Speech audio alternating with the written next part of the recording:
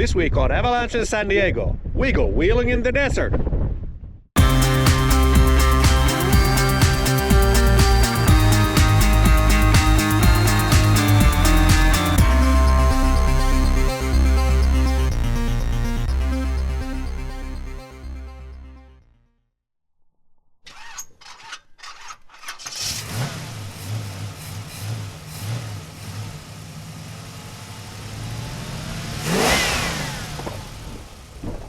This film is the second in our series of beginner off-road trail guides to Anza-Borrego Desert State Park.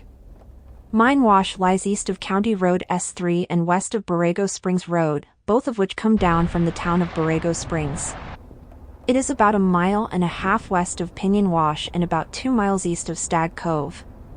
The wash is marked by a small sign which you can easily miss unless you watch carefully or not be a caveman and use a GPS. Mine Wash is in the middle of a broad and gently upsloping plain. It extends about 4.5 miles south of Highway 78 into the Pinyon Mountains. There are not many camping places in the wash, but there are plenty a few-minute drive away along the highway.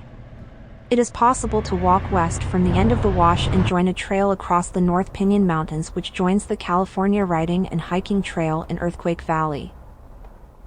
When most San Diego folks go to the desert, they think of the open riding areas of Ocotillo Wells, Superstition Mountain, Glamis, or Plaster City in fast fun with side-by-sides or dirt bikes.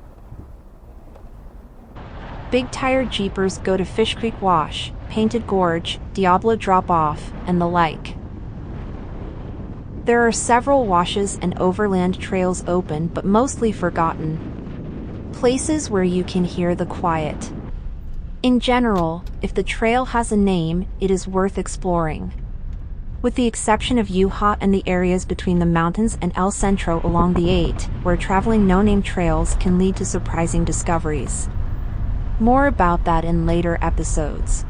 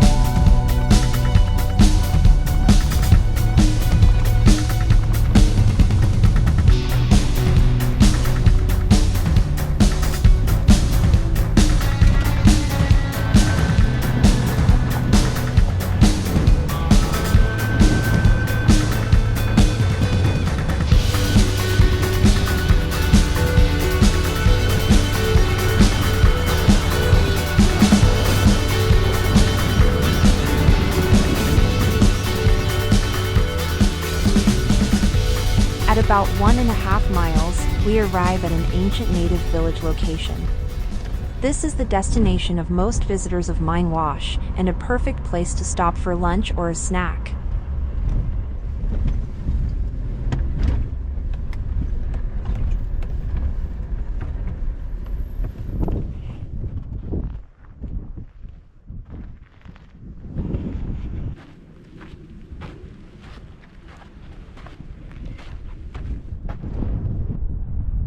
This area was a Kwemei winter settlement.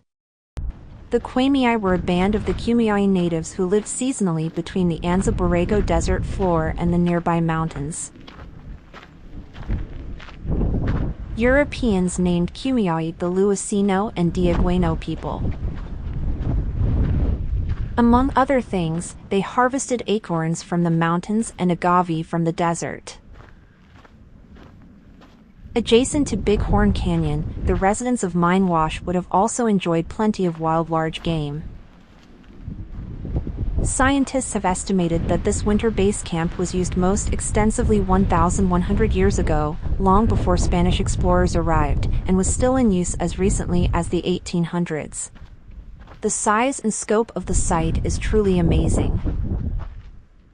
When you first approach the site, you'll notice morteros and metates in the granitic boulders scattered between ironwood trees. Morteros, or mortars, are rounded depressions, mutates are basin-shaped depressions. Both are grinding surfaces for processing seeds, nuts, and beans. You can find artifacts like arrowheads and pottery shards in the state park, but it is very illegal to take possession. If a ranger catches you, it can lead into deep regret. These are prickly. People started grinding food in this bedrock likely around the year 500 AD, but transient human use of the area goes back more than 6,000 years. It is around the year 500 AD, however, that people began to live in this village annually in winter and participated in a vast trading network that extended to the California coast and the Gulf of Mexico.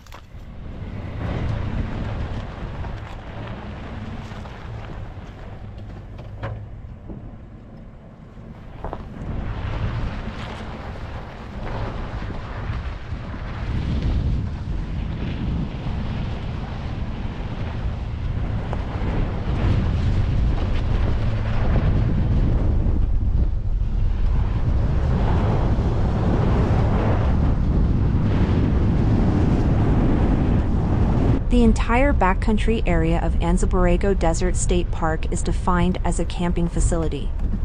Occupancy by the same persons, equipment, or vehicles of any camping facility within Anza-Borrego Desert State Park is limited to a total of 30 days in any calendar year. Vehicles must be parked at most one vehicle length of a designated road. Campfires must be kept inside a camp stove or in a metal container provided the camper with a bottom and sides. Note that all of the state park is a no-drone zone. Drones are prohibited in the airspace above the reserve for several reasons, including the visual threat to wildlife and intruding on visitors' experience.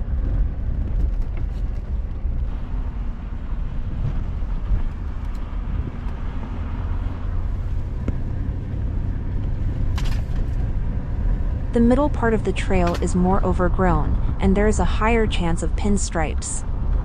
Getting out of the vehicle and exploring on foot opens up a lot more experiences.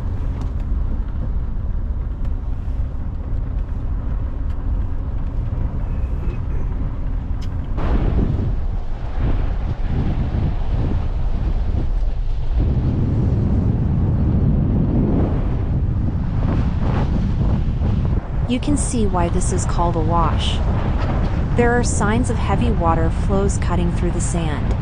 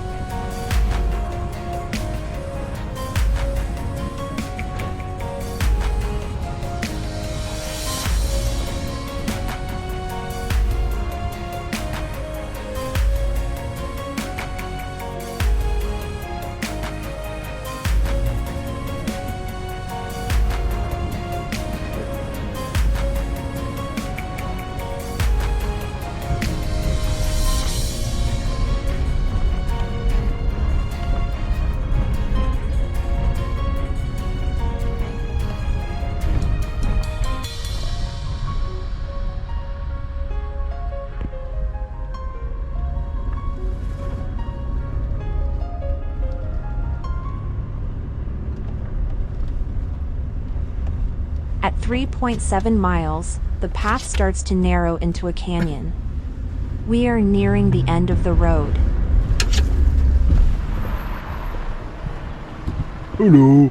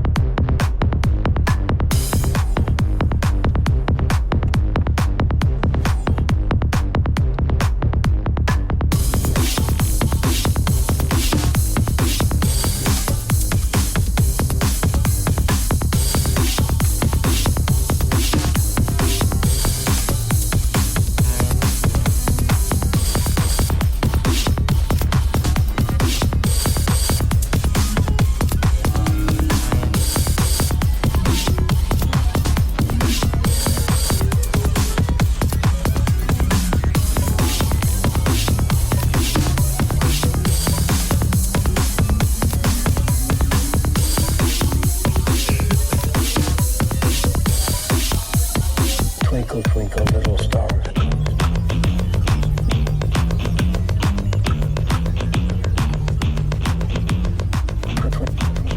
Twinkle. Although not very apparent, we have climbed up 1,200 feet from the trailhead. After the trail end, it is possible to hike southwest and join a trail across the Piñon Mountains to Blair Valley. That's all for this episode of Avalanche in San Diego. Come back next week.